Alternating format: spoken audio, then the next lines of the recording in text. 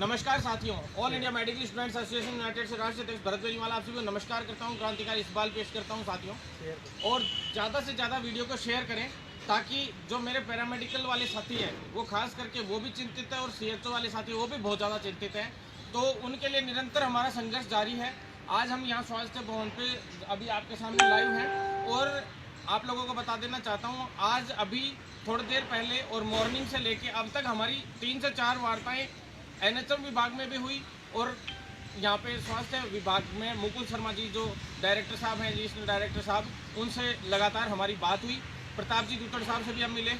साथियों, जैसा कि हमने कहा था, सबसे पहले तो मैं पैरामेडिकल की भर्तियों के लिए बता देना चाहता हूँ, क्योंकि पैरामेडिकल के साथी जो आज मैंने 19 तारीख को हम लोगों ने जब वो पैरवी हुई थी सिंघवी जी की, मैंने उससे पहले ही बोल दिया था सभी को साफ साफ कि भाई हम लोग कैसे भी करके सिंघवी जी की पैरवी करवाएंगे। और 19 तारीख को उन्होंने पैरवी भी की और एक केस को तुरंत प्रभाव से उड़ा भी दिया। और लगभग जो 2018 में सिंघवी जी की हम लोगों ने पैरवी करवा के और नर्सिंग की भर्तियां पूरी करवाई थी एएनएम जीएनएम की, जिसमें 350 से ऊपर केसेस पेंडिंग थे और बहुत ज़्यादा समस्याएं आ रही थी। तो सिंघवी जी की उसमें पैरवी हुई और सारा मामला साफ करते हुए पूरी तरह से उसमें जीत हासिल करी और तुरंत प्रभाव से उस भर्ती को पूर्ण किया गया। उसके बाद साथियों, जो ये पैरामेडिकल भर्ती है, इसमें भी मैंने आप लोगों को 19 से पहले ही जो वीडियो डाले थे, 3-4 वीडियो, उससे पहले हमने साफ साफ कह दिया था हम विभाग पे इतना दबाव बनवाएंगे कि भाई सिंघवी जी को पैरवी करवाएं। तो 19 तारीख को सिंघवी जी ने पैरवी की। उसके बाद आज 23 को सुनवाई होनी थी, लेकिन विभाग की तरफ से जो कुछ 22 तारीख तक कुछ डॉक्यूमेंट्स जमा करवाने थे, वो डॉक्यूमेंट्स पूरे जमा नहीं हो पाए और वो डॉक्यूमेंट्स पूरे जमा नहीं होने की वजह से आज ढंग से सुनवाई नहीं हो पाई। तो इस वजह से इमरजेंसी में कल सैटरडे होते हुए कल मॉर्निंग में यूँ मान लो 11वें नंबर पे अपने केस की वो है सुनवाई, और 11वें नंबर पे कल सिंघवी जी से हमने साफ साफ कहा है इनको विभाग को कि सिंघवी जी ही हमारी सुनवाई करेंगे, जिससे हमें इसमें जीत हासिल हो सके। साथियों, हमारे पास वो तो है नहीं कि हम किसी को मैसेज भेज दें और ये कह दें कि सीएमओ में फ़ोन करवा दूंगा, मैं सीएमओ में मैं बात करता हूँ। एक नेताजी है, बेरोजगार नेताजी, वो कह रहा है बोले सीएमओ में बात कर लेता हूँ। अरे तू सीएमओ में क्या बात करेगा भाई, तू तेरे घर पे आराम से तेरी तबीयत संभाल ले। पैरामेडिकल और मेडिकल की भर्ती के लिए हम बैठे हैं और लड़ाई कर रहे हैं और हम जीतेंगे। शुरू से सारी भर्ती कंप्लीट करवा के लाए तो अंत में भी पूरी करवाएंगे। तो साथियों, मैं आप लोगों से कहना चाहता हूँ कि कल सिंघवी जी की सुबह कल पैरवी होगी और मजबूती से उस पैरवी को कई भाई लोगों ने ये भी कहा था, बोले तो आगे चली गई डेट, दिक्कत आएगी। लेकिन आज हमने प्रेशर डाल डूल के कल की तारीख, कल मॉर्निंग में ही, आज सुबह से कल शाम से हम प्रेशर बनाए हुए थे विभाग पे और मुकुल शर्मा जी पे और प्रताप सिंह दुतड़ जी पे, सभी लोगों पे।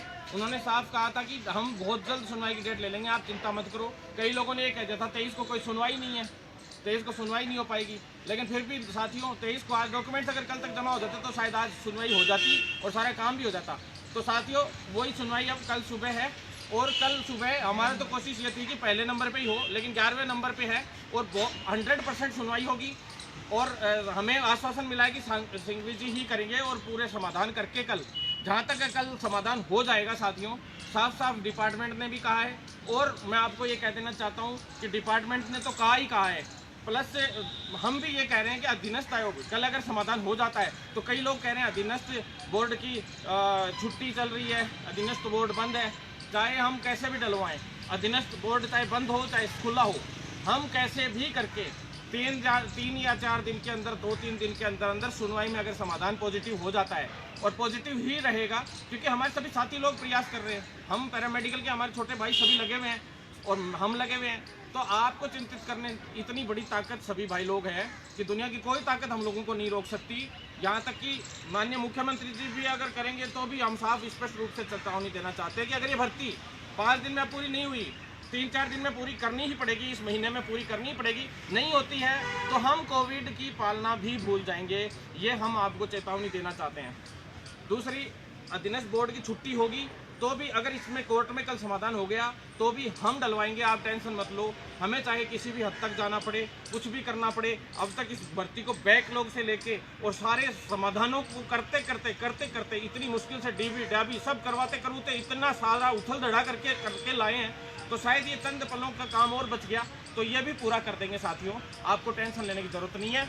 इसके बाद मैं आ जाता हूँ साथियों सीएचओ की भर्ती पे, क्योंकि पैरामेडिकल की भर्ती में तो हो ही गया है। सबसे बड़ी दिक्कत मैंने विभाग को पहले भी कहा था कि पैरवी के लिए, जैसे पैरामेडिकल की भर्ती में भी कहा था कि पैरवी के लिए ये लोग विभूति भूषण शर्मा जी को आगे कर देते हैं, जो इनके AAG ये जो थे पहले से। AG साहब को लेते नहीं है। AG साहब क्या है, सिंघवी जी की फीस ज़्यादा है, बार बार ये कहते हैं फीस ज़्यादा है। अरे भैया फीस ज़्यादा है, लोगों की ज़िंदगी आप लोगों के लिए ज़रूरी है।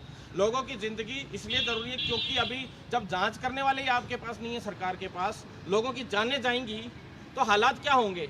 आप बैकडोर एंट्रीज कर रहे हो, संविदा पे पैरामेडिकल की भर्तियां करने के प्रयास कर रहे हो, अंदर ही अंदर नर्सिंग की भर्तियां करने के प्रयास कर रहे हो, फार्मासिस्टों की भर्तियां। कल कुछ लोगों को ज्वाइनिंग भी मिल रही है, अंदर ही अंदर दे दी आप लोगों ने गिने चुने लोगों को। तो हम ऐसे नीति का विरोध करते हैं। तुरंत प्रभाव से सरकार आपके पास, ये तो इसका मतलब साफ है कि पैरामेडिकल और नर्सिंग स्टाफ की कमी है, तो आप भर्तियां क्यों नहीं निकालते हो? आप समय पे भर्तियां क्यों नहीं निकालते हो? पूरी की पूरी जिम्मेदार सरकार है इस चीज़ की, पूरी की पूरी जिम्मेदार सरकार है। सरकार को तुरंत प्रभाव से भर्तियां पूरी करवा के और मैन पावर को बढ़ाते हुए सारे पेशेंट्स को सही करना चाहिए। पूरे जनता के स्वास्थ्य को ध्यान में रखते हुए तुरंत प्रभाव से भर्तियां पूर्ण करनी चाहिए। उसके बाद CHO की भर्ती पे मैं साथियों अभी बात करना चाह रहा था आपसे।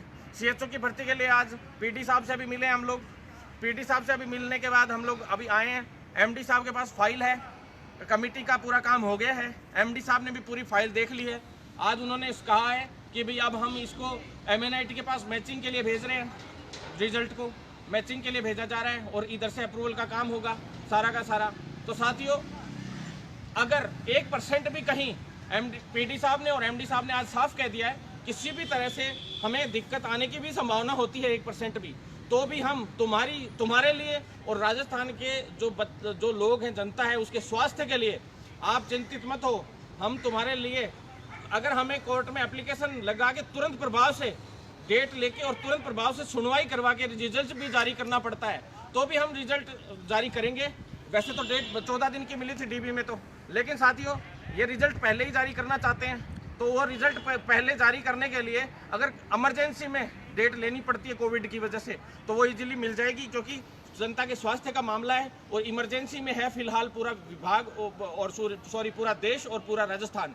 तो जनता ऐसे इमरजेंसी में, आपातकाल की स्थिति में जनता की जब स्वास्थ्य का खिलवाड़ के साथ कोई खिलवाड़ ना हो, इसके लिए तुरंत प्रभाव से कोर्ट भी रियायत बरतता है और उसमें तुरंत प्रभाव से सुनवाई होती है। और हमने साफ कहा है कि विभूति भूषण जी से नहीं हो सके तो कम से कम सिंघवी जी से सुनवाई करवा के और इसमें तुरंत प्रभाव से रिजल्ट जारी करवाएं।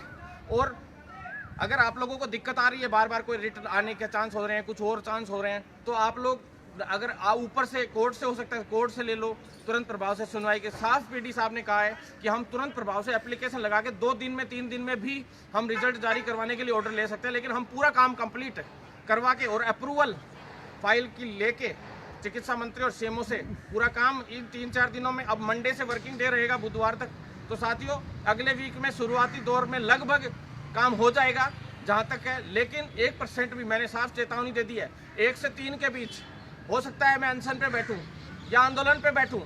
1 से 3 सरकार को इस महीने का पूरा कंप्लीट टाइम था, पूरे टाइम के अंदर करे भर्ती पूरी की पूरी। दोनों भर्तियां, पैरामेडिकल और CHO दोनों भर्तियां पूरी नहीं होती है और फार्मासिस्ट भर्ती का नोटिफिकेशन जारी नहीं होता है, लिखित परीक्षा। तो साथियों 1 से 3 के बीच सरकार को एक बहुत बड़े आंदोलन का सामना करना पड़ेगा। हम अनशन पे बैठेंगे, चाहे मुझे अकेले को बैठना पड़ेगा, मैं बैठूंगा, लेकिन मैं ये भर्तियां पूरी करवा कर सांस लूँगा। उससे पहले मुझे 1 सेकंड की भी फुर्सत नहीं है। मेरा बिल्कुल पूरी तरह से दिमाग आउट ऑफ स्टेशन हो चुका है साथियों, क्योंकि मेरे लिए ये भर्तियां मेरे नाक का सवाल बन चुकी हैं, मेरे लिए एक आत्मसम्मान की बात बन चुकी है। मैं हर हाल में इन भर्तियों को पूरा करवाऊंगा। बस आप लोगों से निवेदन है, आप लोगों से इतना ही निवेदन है साथियों, इस कोविड में जब हम आप लोगों के लिए इतनी रिस्क उठा के भाग रहे हैं, तो आप लोग भी साथ देंगे।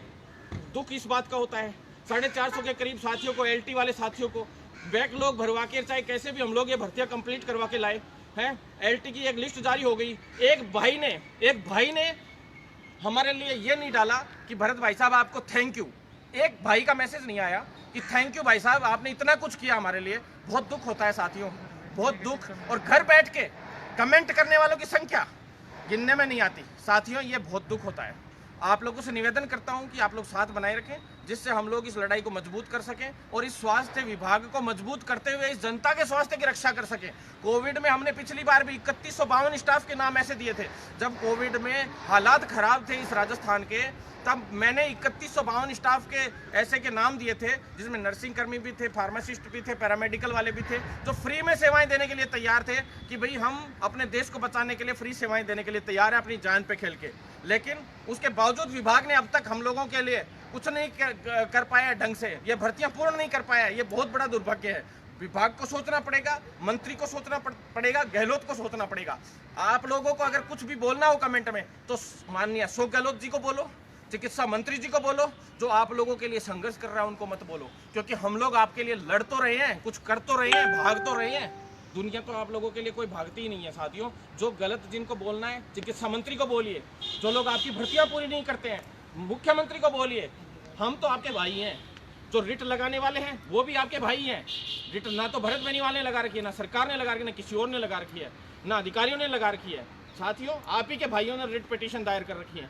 आज उनकी वजह से भर्तियां अटक रही है, तो उन भाइयों को समझाइए। लेकिन आप लोग किसी एक दूसरे के भाई के ऊपर आरोप प्रत्यारोप, कोई पैरामेडिकल में 2-4 भाई लोग भागते रहते हैं, जो 5-7 भाई लोग, उनमें से कभी कोई किसी के खिलाफ कमेंट करेगा, कोई किसी। क्यों करते हो भाई? क्या बिगाड़ दिया इन्होंने एक दूसरे ने आपका? सभी आपके लिए तो भाग रहे हैं। उन सब के लिए आप लोग पॉजिटिव नजरिया रखिए।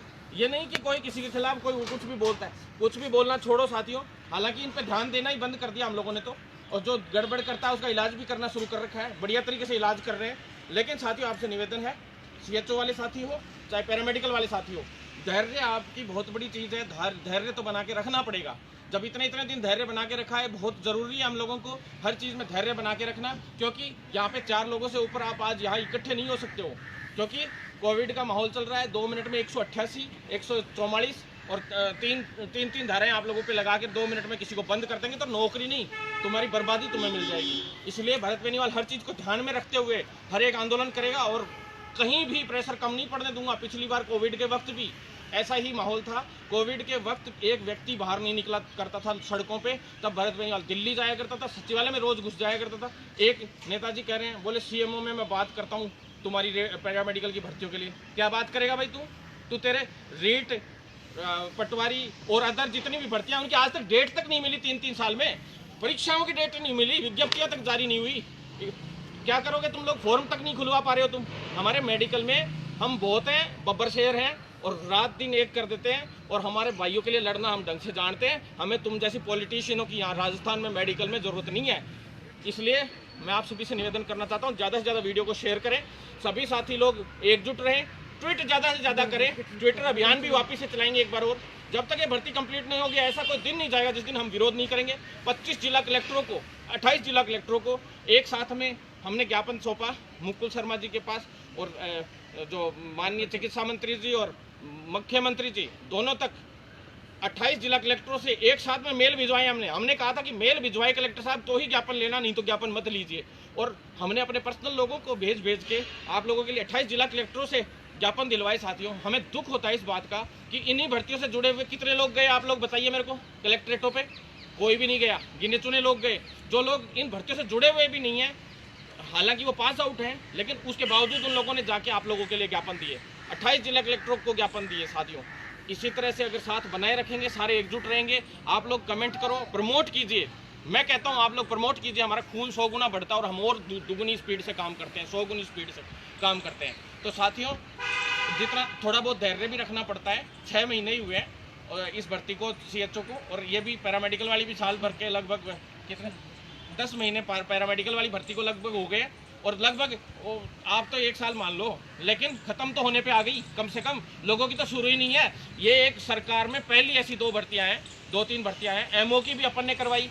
जो भर्तियां हैं वो सारी अपने ही भर्तियां हुई हैं, जो शुरू होके खत्म होने पे आ गई है, बिल्कुल एंड पे आ गई है, बिल्कुल एंड पे।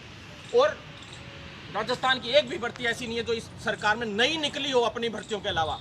बोलना बहुत आसान होता है, करना बहुत मुश्किल होता है, और हम लोग करेंगे और इसी तरह से लड़ते रहेंगे। और ये तुम कुछ भी बोल लेना, भरत बेनीवाल किसी के बाप से नहीं रुकेगा, ये चैलेंज है। और इसी तरह से अपने प्रोफेशन के लड़ता रहेगा, और हम लोग लड़ेंगे, जीतेंगे।